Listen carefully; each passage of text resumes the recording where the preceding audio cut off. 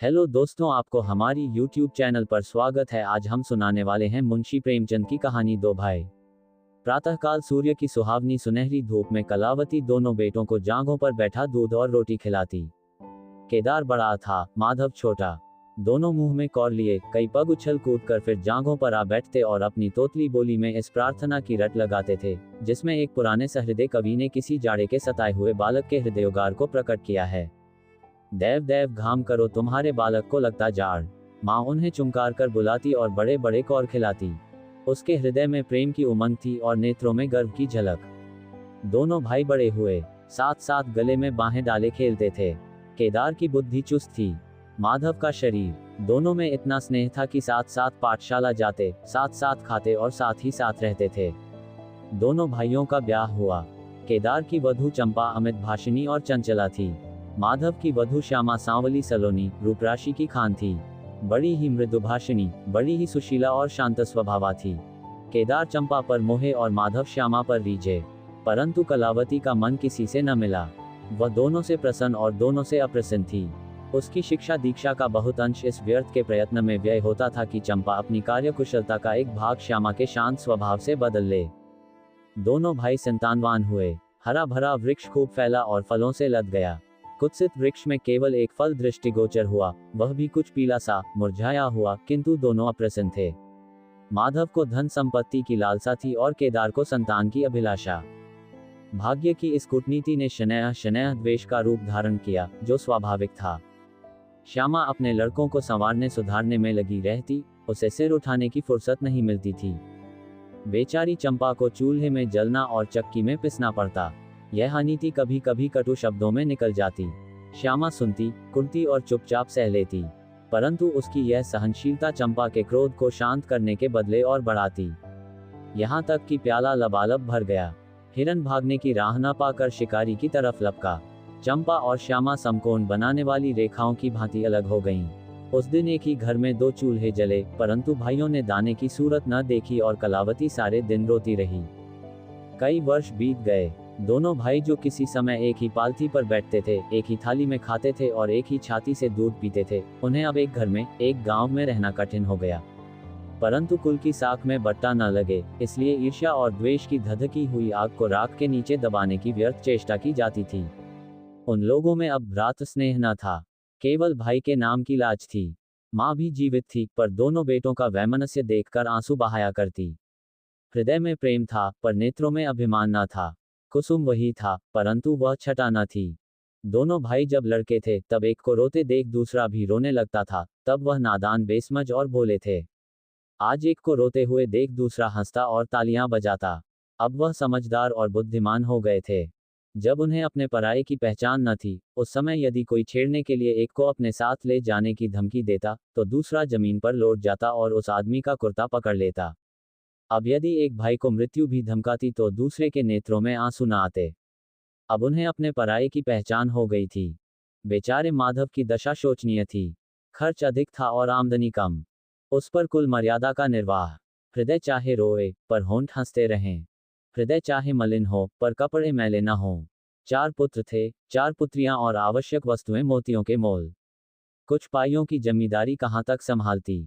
लड़कों का ब्याह अपने वश की बात थी, पर लड़कियों का विवाह कैसे टल सकता। 2 पाई जमीन पहली कन्या के विवाह में भेंट हो गई, उस पर भी बराती बिना भात खाए आंगन से उठ गए। शेष दूसरी कन्या के विवाह में निकल गई। साल भर बाद तीसरी लड़की का विवाह हुआ, पेड़ पत्ते भी न बचे। हाँ, अब की दाल भरपूर थी, परंतु दरिद्रता और धरोहर में वही संबंध है जो मांस और कुत्ते में। इस कन्या का अभी गौना न हुआ था कि माधव पर 2 साल के बकाया लगान का वारंट आ पहुंचा। कन्या के गहने गिरों बंधक रखे गए। गला छूटा। चंपा इसी समय की ताक में थी। तुरंत नए नातेदारों को सूचना दी, तुम लोग बेसुध बैठे हो, यहाँ गहनों का सफाया हुआ जाता है। दूसरे दिन एक नाई और 2 ब्राह्मण माधव के दरवाजे पर आकर बैठ गए। बेचारे के गले में फांसी पड़ गई। रुपये कहाँ से आवें, न जमीन, न जायदाद, न बाग, न बगीचा।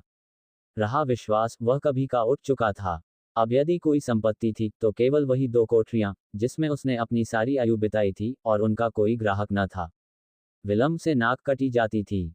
विवश होकर केदार के पास आया और आंखों में आंसू भरे बोला, भैया इस समय मैं बड़े संकट में हूं, मेरी सहायता करो।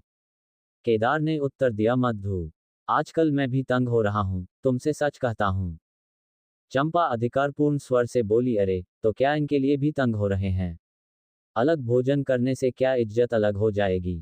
केदार ने स्त्री की ओर कनखियों से ताक कर कहा, नहीं नहीं, मेरा ये प्रयोजन नहीं था। हाथ तंग है तो क्या, कोई ना कोई प्रबंध किया ही जाएगा। चंपा ने माधव से पूछा, 5-20 से कुछ ऊपर ही पर गहने रखे थे ना? माधव ने उत्तर दिया, हाँ, ब्याज सहित कोई 125 रुपये होते हैं। केदार रामायण पढ़ रहे थे, फिर पढ़ने में लग गए। चंपा ने तत्व की बातचीत शुरू की, रुपया बहुत है, हमारे पास होता तो कोई बात न थी, परंतु हमें भी दूसरे से दिलाना पड़ेगा और महाजन बिना कुछ लिखाए पढ़ाए रुपया देते नहीं। माधव ने सोचा, यदि मेरे पास कुछ लिखाने पढ़ाने को होता तो क्या, और महाजन मर गए थे, तुम्हारे दरवाजे आता क्यों? बोला, लिखने पढ़ने को मेरे पास है ही क्या, जो कुछ जगह जायदाद है वह यही घर है। केदार और चंपा ने एक दूसरे को मनभेदी ननों से देखा और मन ही मन कहा, क्या आज सचमुच जीवन की प्यारी अभिलाषाएं पूरी होंगी? परंतु हृदय की यह उमंग मुंह तक आते आते गंभीर रूप धारण कर गई। चंपा बड़ी गंभीरता से बोली, घर पर तो कोई महाजन कदाचित ही रुपया दे। शहर हो तो कुछ किराया ही आवे, पर गंवई में तो कोई सेंत में रहने वाला भी नहीं। फिर साझे की चीज ठहरी। केदार डरे कि कहीं चंपा की कठोरता से खेल बिगड़ न जाए। बोले, एक महाजन से मेरी जान पहचान है, वह कदाचित कहने सुनने में आ जाए। चंपा ने गर्दन हिलाकर इस युक्ति की सराहना की और बोली, पर 2-3-20 से अधिक मिलना कठिन है। केदार ने जान पर खेलकर कहा, अरे बहुत दबाने पर 4-20 हो जाएंगे। और क्या? अब की चंपा ने तीव्र दृष्टि से केदार को देखा और अनमनी सी होकर बोली, महाजन ऐसे अंधे नहीं होते। माधव अपने भाई भावज के इस गुप्त रहस्य को कुछ कुछ समझता था। वह चकित था कि इन्हें इतनी बुद्धि कहां से मिल गई। बोला, और रुपये कहां से आवेंगे? चंपा चिढ़कर बोली, और रुपयों के लिए और फिक्र करो, 125 रुपये इन 2 कोठरियों के इस जन्म में कोई न देगा, 4-20 चाहो तो एक महाजन से दिला दूं, लिखा पढ़ी कर लो। माधव इन रहस्यमय बातों से सशंक हो गया। उसे भय हुआ कि यह लोग मेरे साथ कोई गहरी चाल चल रहे हैं। दृढ़ता के साथ अड़कर बोला, और कौन सी फिक्र करूं? गहने होते तो कहता, लाओ रख दूं। यहां तो कच्चा सूद भी नहीं है। जब बदनाम हुए तो क्या 10 के लिए क्या 50 के लिए, दोनों एक ही बात है। यदि घर बेचकर मेरा नाम रह जाए तो यहां तक तो स्वीकार है, परंतु घर भी बेचूं और उस पर भी प्रतिष्ठा धूल में मिले, ऐसा मैं न करूंगा। केवल नाम का ध्यान है, नहीं एक बार नहीं कर जाऊं तो मेरा कोई क्या करेगा। और सच पूछो तो मुझे अपने नाम की कोई चिंता नहीं है। मुझे कौन जानता है, संसार तो भैया को हंसेगा। केदार का मुंह सूख गया। चंपा भी चकरा गई। वह बड़ी चतुर वाक्निपुण रमणी थी। उसे माधव जैसे गंवार से ऐसी दृढ़ता की आशा न थी। उसकी ओर आदर से देखकर बोली, लालू, कभी कभी तुम भी लड़कों की सी बातें करते हो। भला इस झोंपड़ी पर कौन 100 रुपये निकाल कर देगा? तुम 125 के बदले 100 ही दिलाओ, मैं आज ही अपना हिस्सा बेचती हूँ। उतना ही मेरा भी तो है। घर पर तो तुमको वही 4-20 मिलेंगे। हाँ, और रुपयों का प्रबंध हम आप कर देंगे। इज्जत हमारी तुम्हारी एक ही है, वह न जाने पाएगी। वह रुपया अलग खाते में चढ़ा लिया जाएगा। माधव की इच्छाएं पूरी हुईं। उसने मैदान मार लिया। सोचने लगा, मुझे तो रुपयों से काम है। चाहे एक नहीं, 10 खाते में चढ़ा लो। रहा मकान, वह जीते जी नहीं छोड़ने का। प्रसन्न होकर चला। उसके जाने के बाद केदार और चंपा ने कपट भेष त्याग दिया और बड़ी देर तक एक दूसरे को इस कड़े सौदे का दोषी सिद्ध करने की चेष्टा करते रहे। अंत में मन को इस तरह संतोष दिया कि भोजन बहुत मधुर नहीं, किंतु भर कठौत तो है। घर, हाँ, देखेंगे कि श्यामा रानी इस घर में कैसे राज करती हैं। केदार के दरवाजे पर 2 बैल खड़े हैं। इनमें कितनी संग शक्ति, कितनी मित्रता और कितना प्रेम है। दोनों एक ही जुए में चलते हैं, बस इनमें इतना ही नाता है। किंतु अभी कुछ दिन हुए जब इनमें से एक चंपा के मैके मंगनी गया था, तो दूसरे ने 3 दिन तक नाद में मुंह नहीं डाला। परंतु शोक, एक गोद के खेले भाई, एक छाती से दूध पीने वाले आज इतने बेगाने हो रहे हैं कि एक घर में रहना भी नहीं चाहते। प्रातःकाल था। केदार के द्वार पर गांव के मुखिया और नंबरदार विराजमान थे। मुंशी दाता दयाल अभिमान से चारपाई पर बैठे रेहन का मसविदा तैयार करने में लगे थे। बार बार कलम बनाते और बार बार खत रखते, पर खत की शान न सुधरती थी। केदार का मुखारविंद विकसित था और चंपा फूली नहीं समाती थी।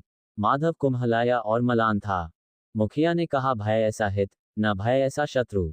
केदार ने छोटे भाई की लाज रख ली। नंबरदार ने अनुमोदन किया, भाई हो तो ऐसा हो। मुख्तार ने कहा, भाई सपूतों का यही काम है। दाता दयाल ने पूछा, रेहन लिखने वाले का नाम? बड़े भाई बोले, माधव वल्द शिवदत्त। और लिखाने वाले का? केदार वल्द शिवदत्त। माधव ने बड़े भाई की ओर चकित होकर देखा। आंखें डबडबा आईं। केदार उसकी ओर देख न सका। नंबरदार, मुखिया और मुख्तार भी विस्मित हुए। क्या केदार खुद ही रुपया दे रहा है? बातचीत तो किसी साहूकार की थी। जब घर ही में रुपया मौजूद है तो इस रहननामे की आवश्यकता ही क्या थी? भाई भाई में इतना अविश्वास! अरे राम राम, क्या माधव 80 रू का भी महंगा है? और यदि दबा ही बैठता तो क्या रुपये पानी में चले जाते? सभी की आंखें सैन द्वारा परस्पर बातें करने लगी, मानो आश्चर्य की अथाह नदी में नौकाएं डगमगाने लगीं। श्यामा दरवाजे की चौखट पर खड़ी थी। वह सदा केदार की प्रतिष्ठा करती थी, परंतु आज केवल लोकरीति ने उसे अपने जेठ को आड़े हाथों लेने से रोका। बूढ़ी अम्मा ने सुना तो सूखी नदी उमड़ आई। उसने एक बार आकाश की ओर देखा और माथा ठोंक लिया। अब उसे उस दिन का स्मरण हो आया जब ऐसा ही सुहावना सुनहरा प्रभात था और दो प्यारे प्यारे बच्चे उसकी गोद में बैठे हुए उछल कूद कर दूध रोटी खाते थे। उस समय माता के नेत्रों में कितना अभिमान था, हृदय में कितनी उमंग और कितना उत्साह। परंतु आज आज ननों में लज्जा है और हृदय में शोक संताप। उसने पृथ्वी की ओर देखकर कातर स्वर में कहा, हे नारायण, क्या ऐसे पुत्रों को मेरी ही कोख में जन्म लेना था?